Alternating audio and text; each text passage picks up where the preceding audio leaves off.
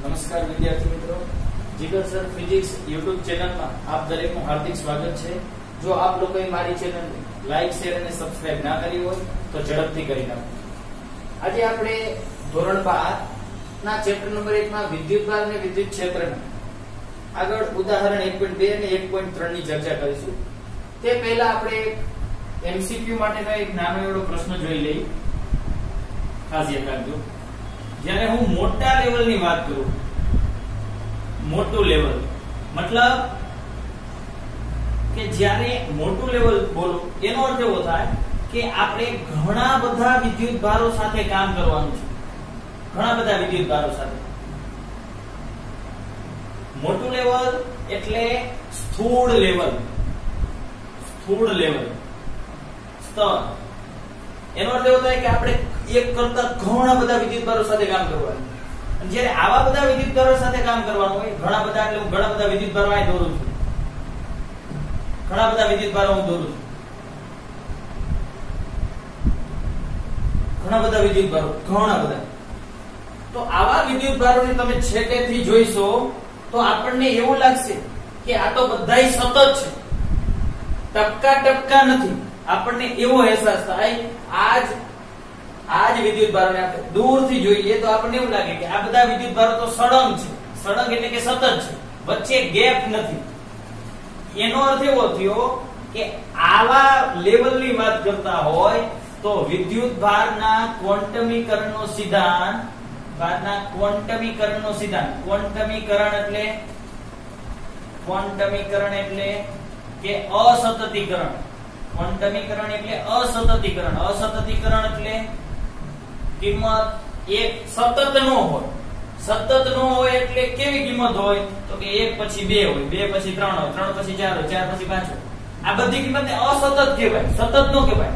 સતત નો અર્થ એવો થાય 1 પછી 1.1, 1.2, 1.3 આવી બધી કિંમત હોય તો સતત કહેવાય। અહીંયા વાત થાય છે આને આપણે દૂરથી જો ઘણા બધા વિદ્યુત ભારો એટલે જ એને મોટું લેવલ કહેવાય।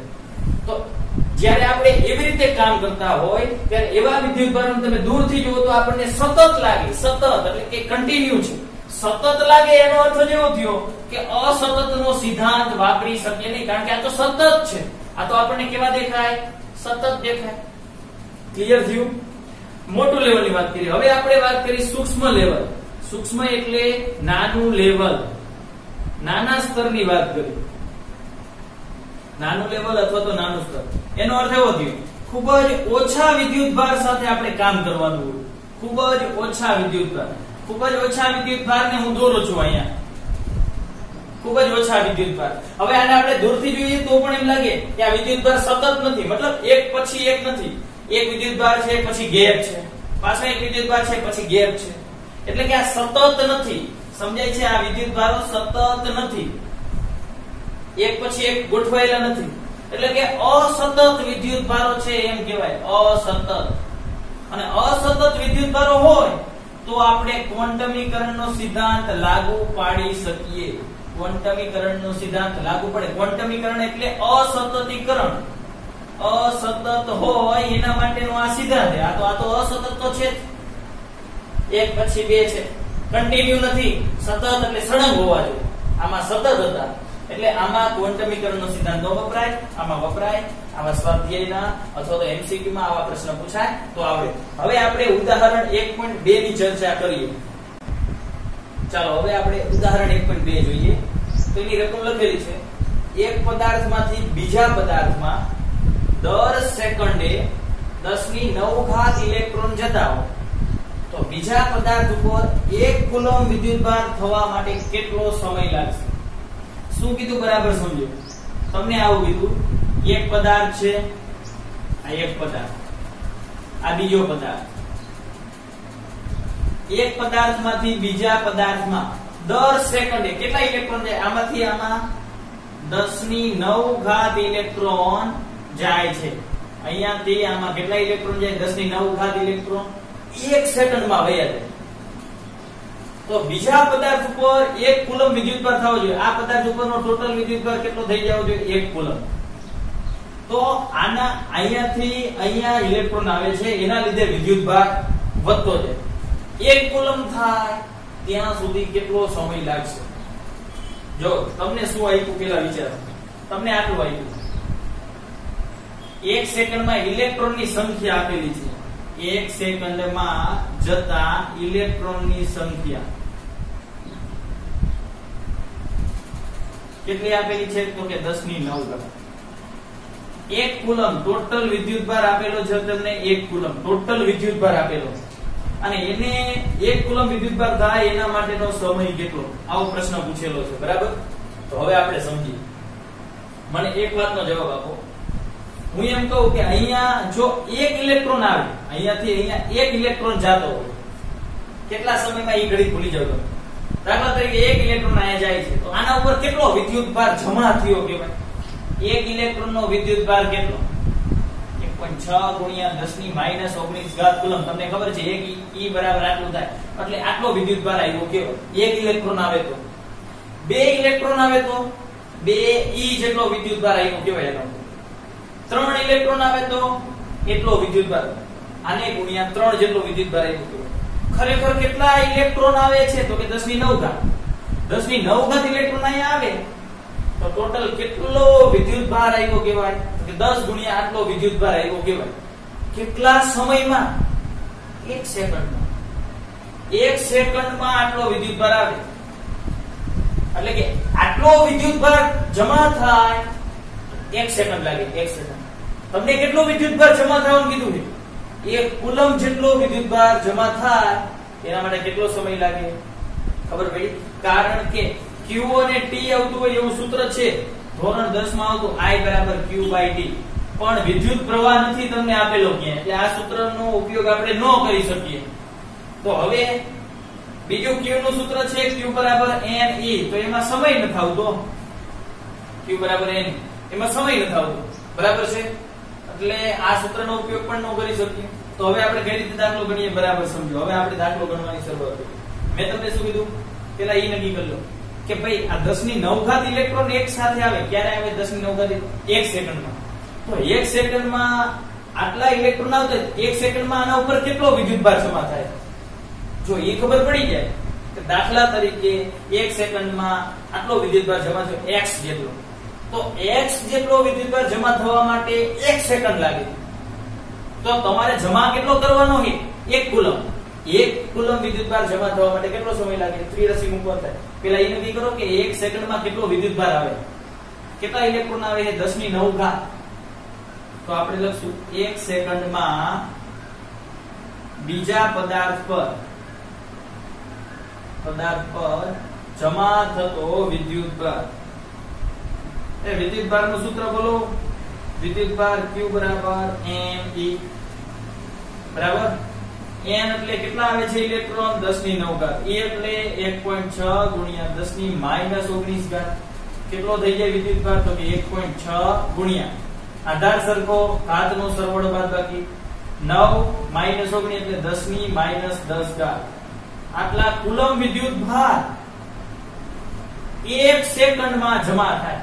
1 સેકન્ડમાં બીજા કરો. ખરેખર કેટલો તમારે જમા કરવાનો કીધો છે? 1 કુલમ. તો કુલમ અને સમય વચ્ચેનું સૂત્ર આપણને નથી ખબર, તો દાખલો હંમેશા 83 દીઠ થાય. 83 કઈ રીતે મુકાય? તો મેં તમને ધોરણ 11 માં પણ શીખવાડ્યું. 83 કઈ રીતે મુકાય? તો કે 4 પદ આવે. 2 પદ ઉપર આવશે, એક લાઈન ઉપર આવે, એક લાઈન નીચે આવે. જે શોધવાનું હોય પાછળ હોય. શોધવાનું શું છે એ કયો પેલા? સમય શોધવાનો. સમય પાછળ. તો એક સમય તમને ખબર હોવી જોઈએ. હા, એક સમય ખબર છે 1 સેકન્ડ. તો 1 સેકન્ડ આ મૂકી દો. ઈ 1 સેકન્ડ માટે શું ખબર છે તમને? તો કે વિદ્યુતભાર. તો કે આટલા વિદ્યુતભારને જમા થવા માટેનો સમય કેટલો? 1 સેકન્ડ. તો હું લખી શકું કે 1.6 ગુણ્યા 10⁻10 કુલમ વિદ્યુતભાર ને જમા થવા માટે લાગતો સમય. જમા થવા માટે લાગતો સમય કેટલો છે? તો કે 1 સેકન્ડ.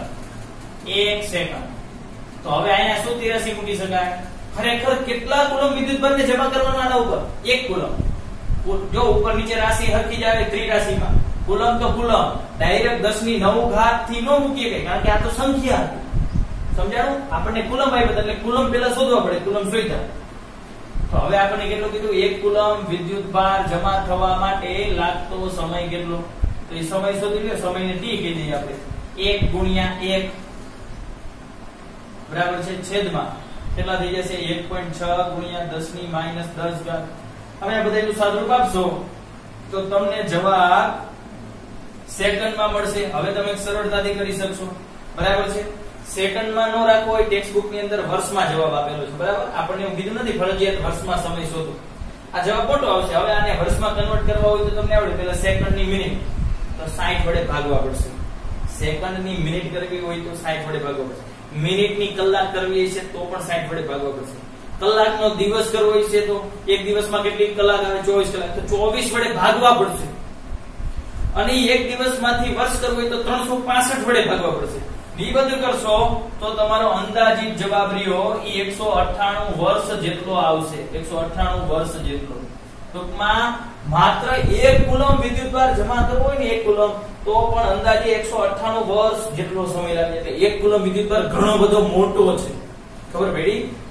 કમ્પ્લીટ. તો આ તો આપણું ઉદાહરણ 1.2. હવે આપણે ઉદાહરણ 1.3 જોઈએ. બરાબર, ચાલો ત્યાર પછી ઉદાહરણ 1.3. 1 પ્યાલા પાણીમાં કેટલા ધન અને ઋણ વિદ્યુતભારો છે? ખરેખર પ્રશ્ન એવો છે કેટલા ધન અને ઋણ, એટલે આપણે સંખ્યા શોધવાની છે. છતાં પણ આપણે વિદ્યુતભાર એટલે કે Q જ શોધશું, કારણ કે ટેક્સ્ટ બુકમાં આપણને Q આપેલું છે.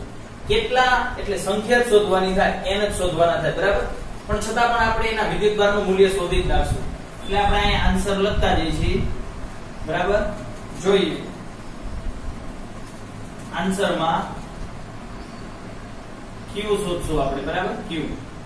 કારણ કે છતાં પણ આપણને તો પૂછેલું તો એવું છે કેટલા એટલે n જ શોધવાનું થાય. છતાં પણ આપણે Q નું જ મૂલ્ય શોધશું. હવે Q નું સૂત્ર આપણને ખબર જ છે.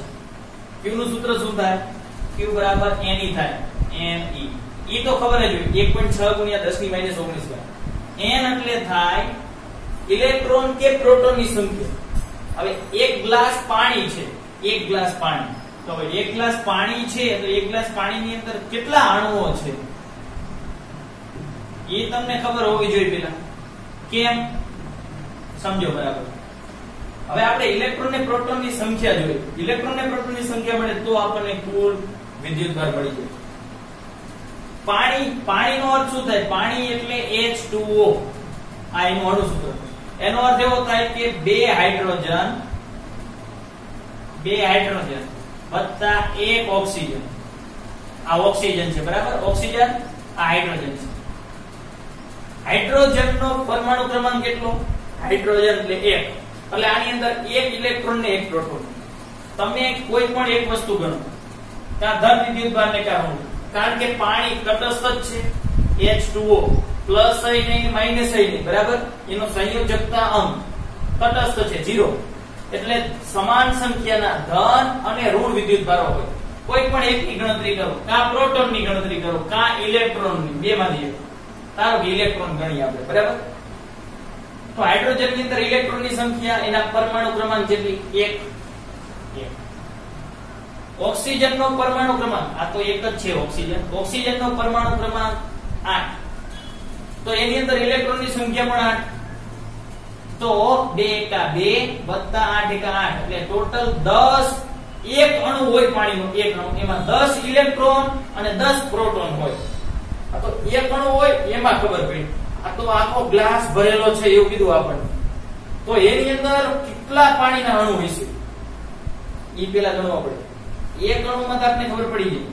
એવા જેટલા અણુ, દાખલા તરીકે 2 અણુ તો 20 થાય, 3 અણુ તો 30 થાય. એવા જેટલા અણુ છે એને ગુણ્યા એટલા કરો એટલે ટોટલ એટલા પ્રોટોન અથવા એટલા ઇલેક્ટ્રોન મળી જાય તો આપણને વિદ્યુતભાર મળી જાય.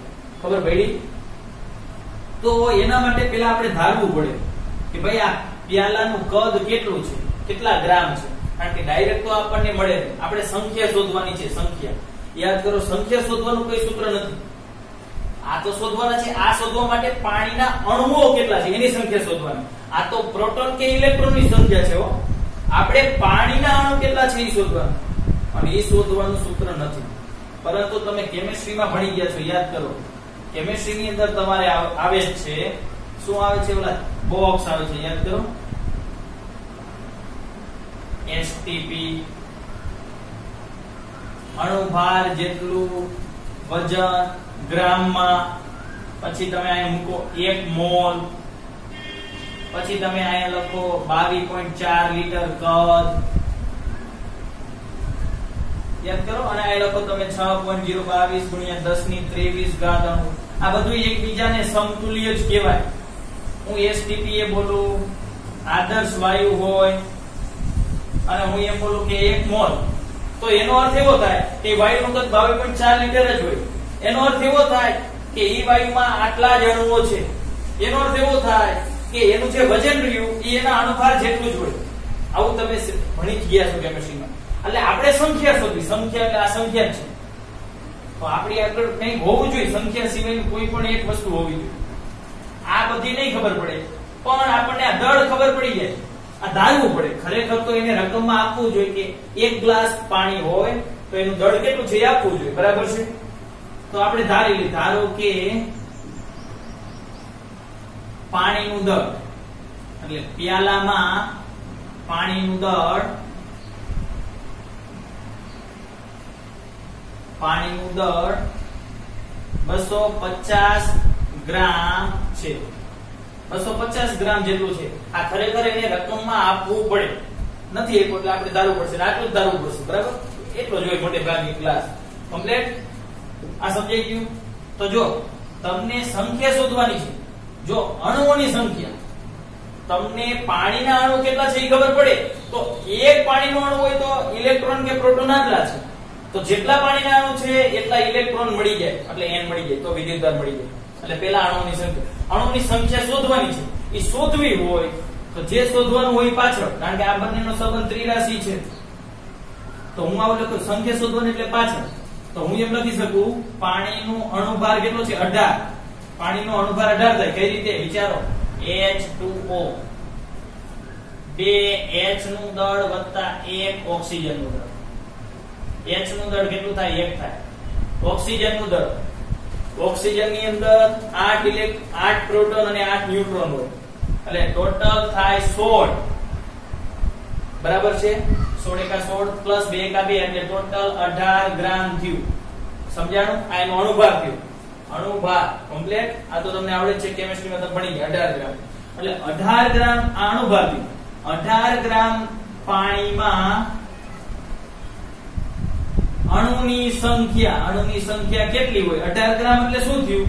તો કે અણુભાર જેટલું જ દળ લીધું. પાણીનો અણુભાર જ 18 છે અને એટલું જ દળ, એટલે 18 ગ્રામ જેટલું દળ લીધું. તો એમાં અણુની સંખ્યા તમને ખબર જ છે 6.022 ગુણ્યા 1023 ઘાત હોય. તો ખરેખર આપણી પાસે કેટલા ગ્રામ પાણી છે? 250 ગ્રામ. તો 250 ગ્રામ પાણીમાં અણુની સંખ્યા કેટલી? તો આપણને પાણીના અણુની સંખ્યા મળશે. કેટલી મળશે? ચાલો તો કરો. આપો સાદરૂપ. 200 જો ઉપર નીચે એકમ રાશિ સમાન જ હોય. સંખ્યા ગ્રામ. 250 ગુણ્યા 6.022 ગુણ્યા 1023 ઘાત છેદમાં 18. બરાબર છે? એટલે આનું તમે સાદરૂપ સરળતાથી આપી શકશો. એટલે અણુઓની સંખ્યા મળી જાય. હવે અણુઓની સંખ્યા મળી જાય. ભાઈ આટલા પાણીના અણુ છે. હવે તમને એ ખબર છે પાણીનો એક અણુ હોય તો ટોટલ કેટલા ઇલેક્ટ્રોન ને પ્રોટોન થાય? 10. આ તો માત્ર સમજવા માટે જ લખ્યું હતું. હવે આ કાઢી નાખું છું આ બધું. બરાબર? ચાલો જોઈએ. હવે આ પણ સમજવા માટે જ હતું. તો આપણે લખશું પાણીના એક અણુમાં પ્રોટોન કે ઇલેક્ટ્રોનની સંખ્યા કેટલી છે? 10. તો ખરેખર આપણી પાસે કેટલા છે? આનું જે સાદરૂપ આવે,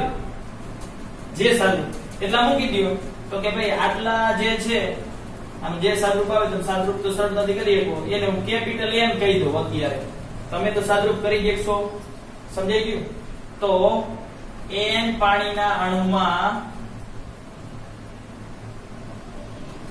પ્રોટોન કે ઇલેક્ટ્રોનની સંખ્યા કેટલી? બરાબર છે? તો આ ખબર પડી તમને? તો હવે ફરીથી ક્રોસ ગુણાકાર. n ગુણ્યા 10 છેદમાં 1 નો લખો ચાલે. એટલે આ શું મળ્યું? ટોટલ ઇલેક્ટ્રોન કે પ્રોટોનની સંખ્યા જ મળી જાય. ઇલેક્ટ્રોન પ્રોટોન n એટલે અહીંયા જે સાદરૂપ આવે એ હો. આ મળી ગયું તમને. તો હવે તમારે વિદ્યુતભાર શોધવાનો. તો વિદ્યુતભાર Q બરાબર શું થઈ જશે? Ne. n એટલે ઇલેક્ટ્રોન અથવા પ્રોટોનની સંખ્યા. એ અહીંયા મળશે તમને સાદરૂપ આપતા. જે મળે એ તમે અહીંયા મૂકી દો ગુણ્યા E એટલે થાય 1.6 ગુણ્યા 10 ની -19 ઘાત. અને આ બંનેનો ગુણાકાર કરો એટલે આટલા કુલમ વિદ્યુતભાર તમને મળશે. અને બે સમાન. આટલો આટલો ધન હોય ને આટલો આટલો ઋણ પણ હોય. કેમ? કારણ કે પાણી તો તટસ્થ છે. સમજાઈ ગયો આખો દાખલો? હવે પછી આપણે આગળના લેક્ચરમાં અહીંયાથી આગળ વધીશું.